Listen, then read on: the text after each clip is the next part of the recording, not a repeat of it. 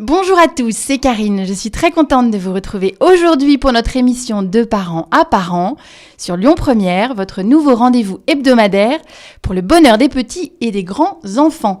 Et comme chaque semaine, je suis entourée de 2 blogueurs parentaux, alors plutôt 2 blogueuses aujourd'hui, pour traiter de sujets qui vous concernent, vous qui aimez les enfants.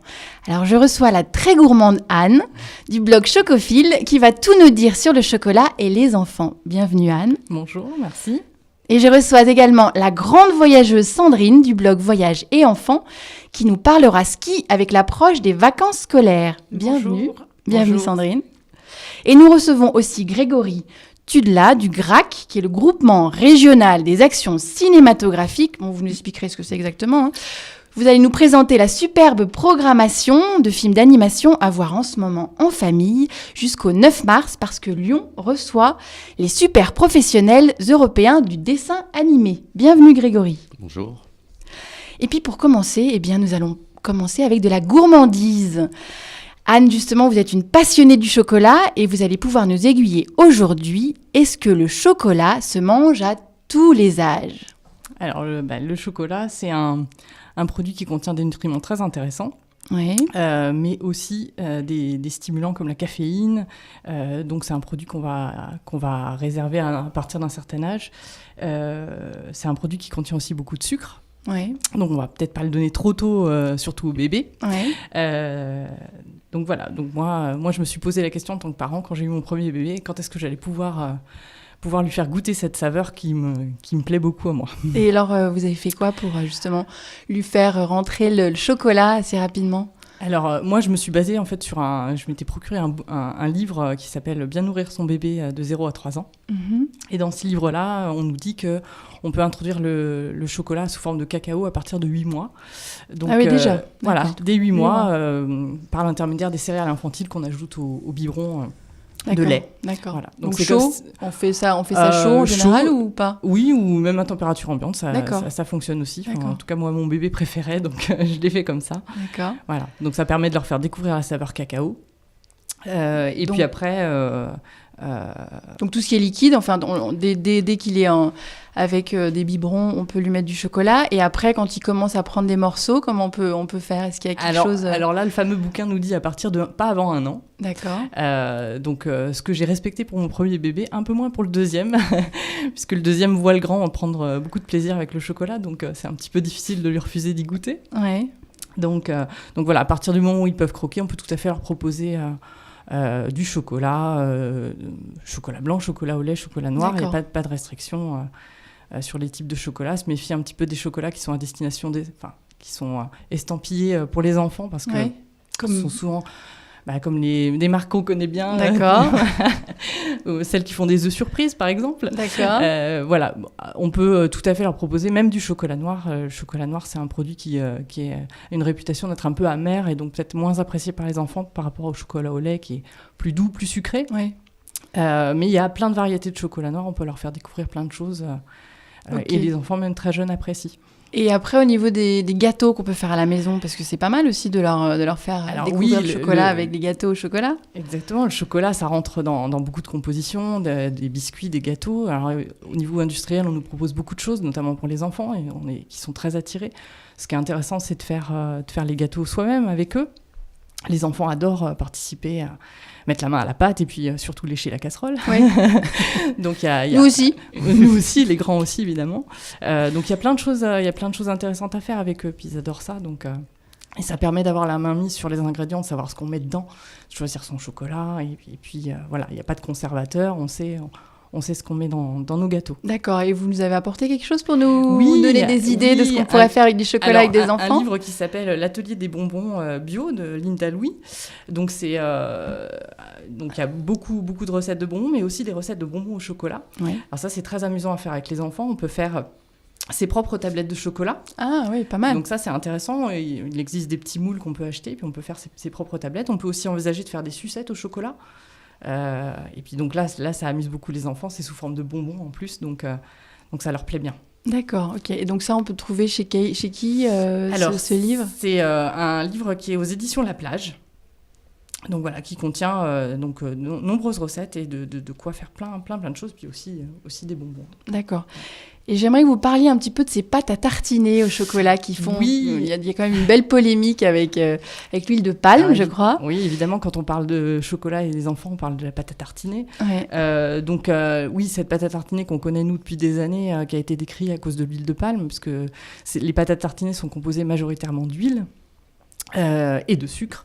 Et donc, il y a pas mal de marques, notamment dans le bio, qui se sont mises sur le marché, qui n'en contiennent pas, qui contiennent donc des produits de qualité, plus de noisettes, plus de chocolat, qui peuvent faire un peu peur au niveau du prix, parce qu'on a l'habitude donc, de trouver cette fameuse pâte à tartiner en grande surface, et donc les rayons bio sont souvent plus chers. Ouais.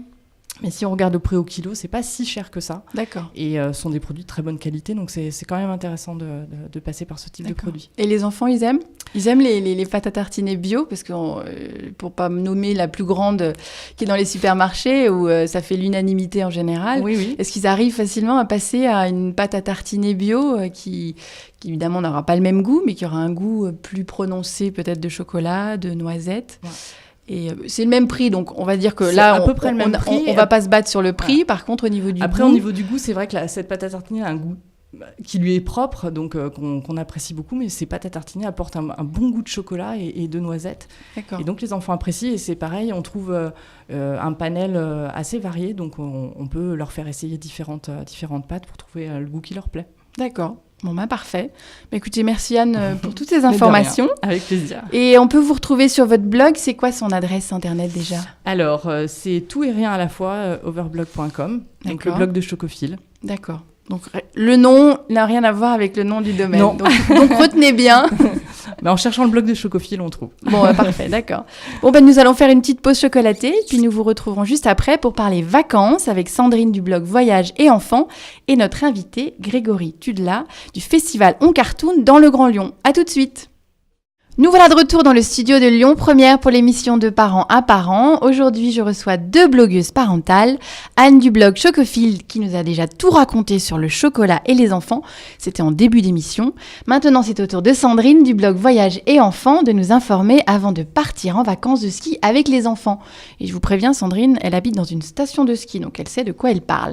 Sandrine, qu'est-ce qu'il faut préparer avant de partir à l'assaut des montagnes ? Alors, il faut préparer ses enfants si c'est les premières fois que vous allez au ski. Pour cela, pour les plus petits, il y a des livres à leur présenter pour les mettre en ambiance. Il y a des livres sympas aux éditions Milan qui parlent de la station de ski. Ouais. Vous pouvez leur présenter ce que va être un télésiège pour qu'ils aient l'habitude. D'accord, du matériel qu'ils vont voir, exactement. Et que ce ne soit pas si étranger que ça. Donc la station de ski, c'est dans mes petits docs, c'est un petit livre plastifié, donc très bien pour les tout petits en fait, comme ça ils ne l'abîmeront pas. Et pour les un peu plus grands, vous avez mon livre animé. C'est un livre où on bouge des tirettes. Et là, par exemple, sur le Jardin des Neiges, on voit les enfants, exactement ce que vont faire vos enfants. Qui prennent des tapis, qui passent dans des petits tunnels, enfin pour s'amuser, ça les mettra en ambiance, quoi. Et ça, c'est un livre qu'on peut avoir avant, pendant et après le ski, parce que finalement, ils peuvent aussi jouer quand ils sont au ski avec ce qu'ils viennent de faire dans la journée, et expliquer justement. Exactement, ils aiment bien se mettre après en situation. Mon petit, moi, me dit.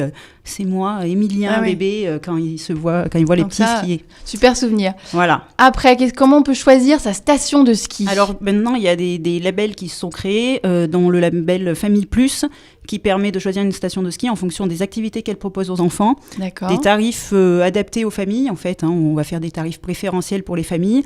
Et aussi, ils sélectionnent des points d'accueil pour les enfants. Quand vous partez avec des enfants au ski, les faire garder, c'est aussi un peu sympa pour pouvoir aller skier au moins une journée, surtout avec les tout petits.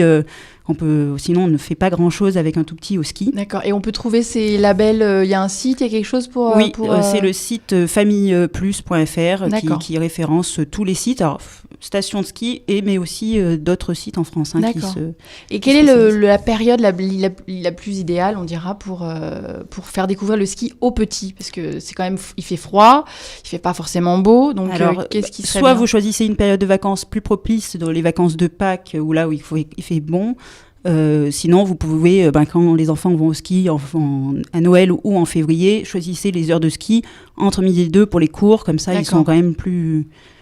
C'est plus sympa pour eux. D'accord. Il fait plus chaud. Et puis finalement, le ski, c'est valable pour tous les enfants, peu importe l'état, on dira s'ils sont handicapés ou pas.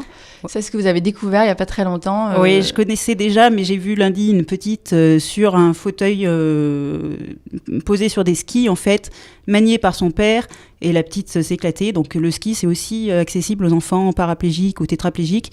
Vous pouvez, si vous ne skiez pas vous, il y a des moniteurs qui sont agréés, qui ne font quasiment que ça, et qui mettent votre enfant sur un fauteuil monté sur des skis. Et ça, on peut trouver ça, ces lieux où on peut venir avec son enfant. Alors, il y a plusieurs sites. Soit vous pouvez trouver ça chez France Montagne, qui recense toutes les stations de ski. Soit après, il y a par région, il y a des sites spécialisés par région qui parlent de l'handiski. Bon, écoutez, merci Sandrine. Vous avez un blog qui est une mine d'or. En tout cas, j'invite tous les auditeurs à le lire parce qu'il y a plein d'infos pratiques pour toutes les familles qui voyagent avec leurs enfants, pas seulement quand on va au ski, et peu importe leur âge. Et il s'appelle Voyage et famille. Alors, pour toutes celles et ceux qui n'iront pas faire de ski, parce que oui, les vacances, c'est pas que au ski, il reste une multitude d'activités pour passer de super vacances et voyager quand même. D'ailleurs, le voyage, ça commence dès que nous quittons la maison, surtout quand on a des tout petits.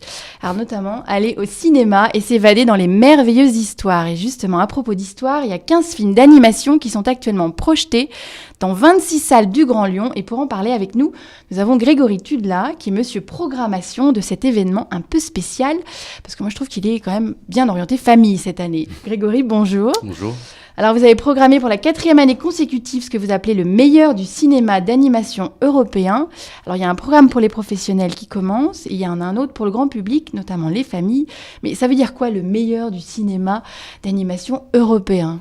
C'est-à-dire que depuis quelques années, le cinéma d'animation européen s'est fortement développé.